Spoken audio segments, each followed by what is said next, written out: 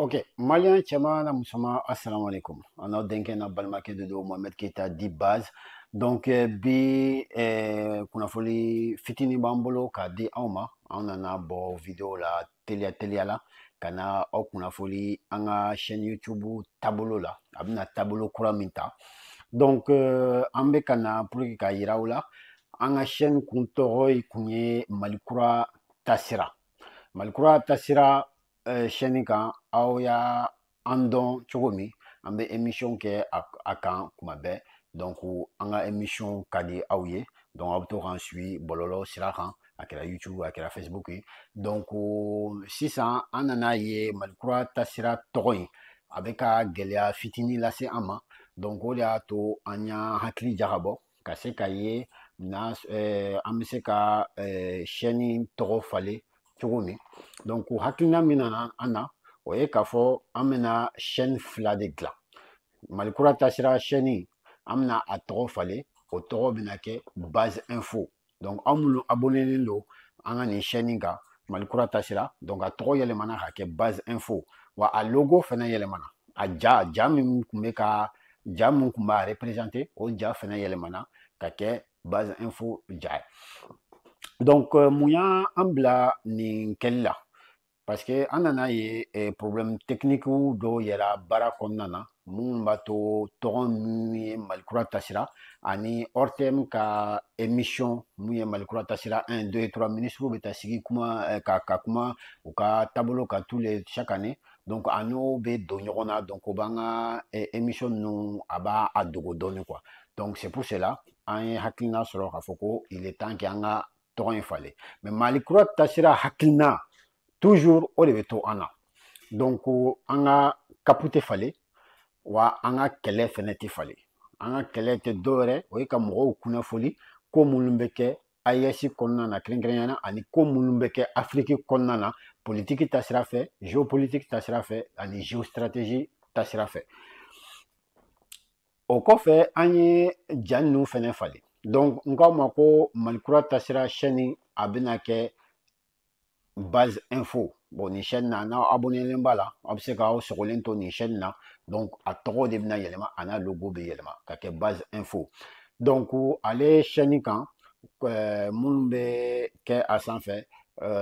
olu émission minnu bɛ kɛ ale sanfɛ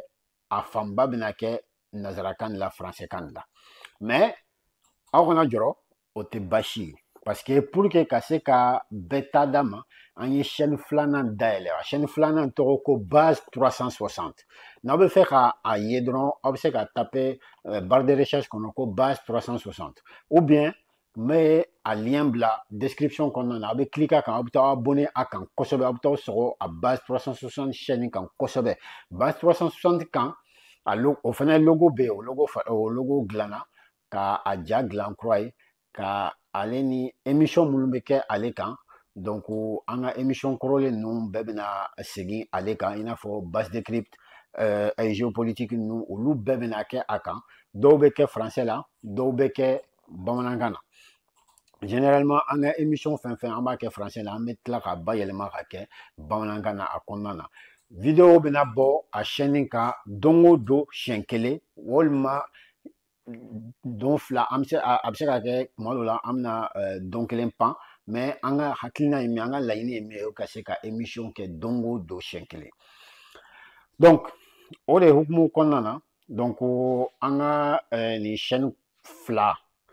mais base 360 o de bɛna kɛ chaîne principale c'est pour ça c'est très important aw k'aw sɔgɔ base 360 la aw ka cloche de notification activée pour que n'an ye vidéo bɔ a ka se ka YouTube ka se k'aw kunnafoni ko vidéo dɔ bɔra base 360 kan i kan ka taa a lajɛ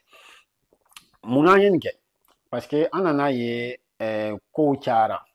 u ye sansiri bɔl'an kan u ye shadow banniw bɔl'an kan ka se k'an ka vidéo dogo cogo dɔ la k'u déréférencer u y'a essayer k'an bloquer u y'a essayer k'an signaler algériens ni fɛnw caman y'an signaler an b'a kalama mais o tɛ baasi o bɛɛ bɛ kɛlɛ kɔnɔ quoi ni aw bɛ hakɛ to kuma na u b'a fɔ cogo min an ka zana na ko k'i kɛ kɛlɛ kɔnɔ k'i mɔ kɛlɛ kɔnɔ k'i ma kɛlɛ kan fɔ kɛlɛ min kan fɔ i kɛra kɛlɛ kɔnɔ ɲamaden donc o kelen de don donc kɛlɛ kɔnɔ nin bɛɛ de b'a la maintenant u bɛ se k'an bloquer u bɛ se k'an censurer u bɛ se k'an signaler o tɛ basi mais an kɔni bɛ yan an tɛ bouger an b'an nɔ na basi foyi t'a la n'u ye ninnu fɛnɛ datugu an bɛ dɔwɛrɛ dayɛlɛ n'ala sɔnna ma u bɛ se k'an signaler siɲɛ 1 siɲɛ 2 siɲɛ 3 siɲɛ 10,000 an kɔni an bɛ yan an bɛ kuraw bɔ ka tiɲɛ bɔ ka tiɲɛ bange ka essayer k'an seko kɛ tiɲɛ bɛ se ka yira cogo min min bɛ tali kɛ AES ka kunnafoni kɔnɔna na ale ni Afrique ka kunnafoni kɔnɔna na an bɛɛ bɛ se k'an bɔ ni jɔya juru ninnu kɔnɔna na cogo min mais a kɛlɛ ne kelen tɛ an bɛɛ de don an bɛɛ de b'a kɔnɔ aw minnu b'an filɛ aw bɛ force d'an ma aw bɛ fanga d'an ma an ka vidéo ka se ka cari an ka vidéo ka se ka lamɛn u ka se ka diya mɔgɔw ye donc ka to k'a commenter ka liker ka partager o fɛnɛ de aw ka baara n'aw bɛ fɛ k'an soutenir nin baara in na dɔrɔmɛ ma ɲini maa si fɛ aw ka vidéo aw k'u liker k'u partager k'u aimer k'u commenter a banna o de ɲinina aw fɛ wa aw kana ɲina surtout ka cloche de notification activer pour que ni vidéo bɛ bɔ nin chaîne fila sanfɛ n y'a fɔ aw ye cogo min base info mun kun ye malikura taasira ye o yɛlɛmana ka kɛ base info a ye cloche de notification activer pour que ni vidéo bɔra aw ka se ka bɔ a kalama ko an ye vidéo bɔ ensuite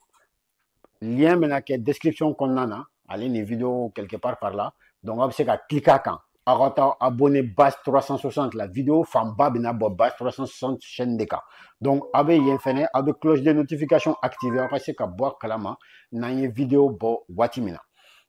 donc a chaîne fila kan donc aw b'an ka baara soutenir o cogoya la donc nin de kun bɛ an bolo ka fɔ ye k'a fɔ ko donc an ye chaîne fila bila sen kan base info ale ni base 360 ale ni u ja min ye o logo an ye o falenni min kɛ donc pour ka se ka baara an ka se ka baara in taa ɲɛ kosɛbɛ ka tɛmɛ fɔlɔ ta kan donc nin de kun b'an bolo k'a fɔ ye donc